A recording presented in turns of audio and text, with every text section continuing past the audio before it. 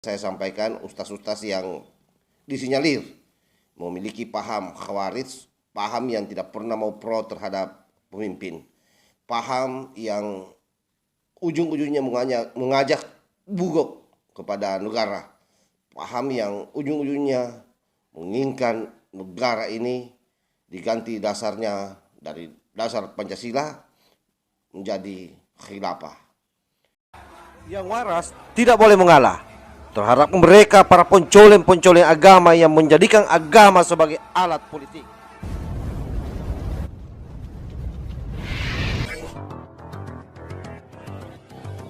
Assalamualaikum warahmatullahi wabarakatuh. Om Swastiastu, Namo Buddhaya, salam kebajikan.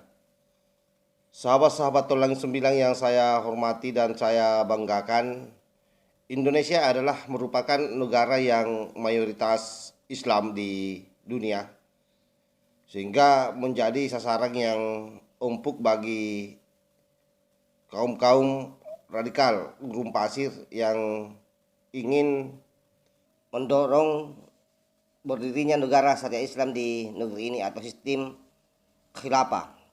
Oleh karena itu, tidak heran kalau banyak ustaz-ustaz yang kemudian disinyalir berpaham khawarij. Kalau kita bicara khawarij, maka tentu saja pikiran kita akan tertuju kembali di zaman di mana ada peristiwa yang sangat tragis di dunia Islam, di mana Ali bin Abi Thalib kemudian dibunuh oleh seorang muslim yang secara kasat mata taat beragama yang namanya Ibnu Muljam. Intinya bahwa Khawarij itu adalah orang-orang yang tidak pernah mau mengikuti pemerintah, tidak patuh dan taat kepada pemimpin. Dan itulah yang merebak hari ini. Banyak orang-orang yang seperti itu bertebaran di Indonesia. Tentu ini menjadi pekerjaan besar buat kita semua. Salah satu contoh yang saya akan paparkan videonya di depan sahabat-sahabat adalah seorang ustaz yang secara terang-terangan mengajak jamaahnya untuk tidak taat kepada pemerintah kita, untuk tidak taat kepada pemimpin yang seharusnya kita hormati secara dalilnya sahih, mantap, ayatnya jelas, hadisnya mantap, ya, perkataan-perkataan para ulama salafus soleh juga bulat bahwa taat kepada ulil amri itu harga mati.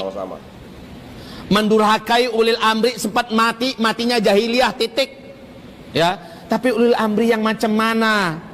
Ulil amri yang para ulama kudama dulu itu bertanya, berfatwa, itu adalah para ulil amri yang masih menerapkan Al-Quran dan Sunnah dijunjung tinggi sebagai hukum pemerintahan. Itu yang ulil amri. Coba lihat dalam Majmu'ah Al-Fatawa oleh Syekh Islam Ibnu Taimiyah ketika beliau mengatakan ulil amrinya umat ini adalah seluruh pemimpin-pemimpin yang memegang urusan umat bi kitabillah wa sunnati rasulih, dengan kitabullah dan sunnah rasulnya. Syekh Abdullah bin Abdul Aziz bin Bas di dalam kitab beliau Wujubu Tatbiqi Syariatillah, kewajiban menerapkan syariat Allah Subhanahu wa taala, mengatakan dengan tegas bahwa siapapun pemerintahannya yang menolak menjadikan Al-Quran dan Sunnah atau hukum Islam sebagai hukum dalam pemerintahannya, maka pemerintahan itu bukan ulil amri Islam. Jelas? Walaupun pribadinya orangnya Muslim, silakan. Tapi pemerintahan ini pemerintahan yang ulil amri dalam minkum enggak, dia tidak termasuk sampai pemerintahan itu menerapkan hukum-hukum Islam, atau pemerintahan itu menjadikan Al-Quran dan Sunnah sebagai asas pemerintahannya. Khalas. Lah kalau di sini asas pemerintahan bukan, maka mentaati ulil amri yang ada di Indonesia ini hukumnya jaiz, boleh, laisa biwajib, bukan wajib. Ya, sebetulnya ada masalah dari pernyataan Ustadz ini. dia menyatakan bahwasanya mentaati pemerintah Indonesia ini dalam sistem kenegaraan Negara Kesatuan Republik Indonesia ini nggak wajib. Dia menyatakan hukumnya jaiz. Yang wajib ditaati tersebut adalah negara yang menerapkan konstitusinya adalah Al-Quran. Nah ini sebetulnya masalah mendasar. Karena entah pada kenyataannya, yang pertama Indonesia ini kan negara kesepakatan. Negara Kesatuan Republik Indonesia.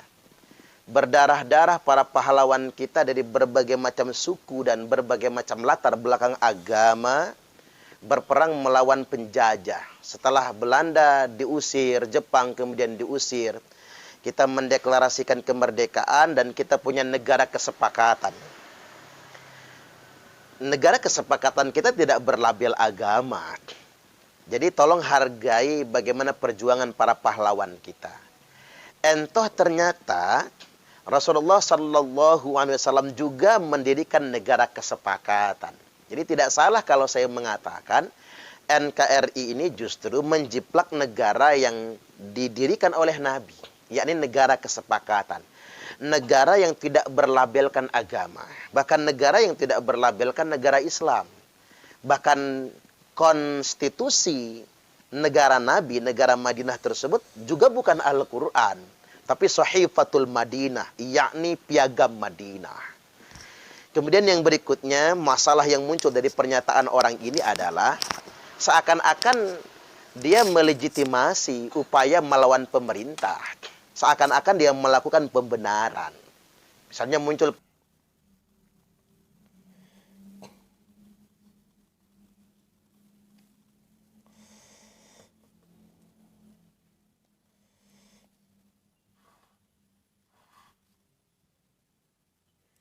Demikian sahabat-sahabatku semua, itulah tadi video yang beredar yang kemudian ditanggapi keras oleh Ustadz Suparman.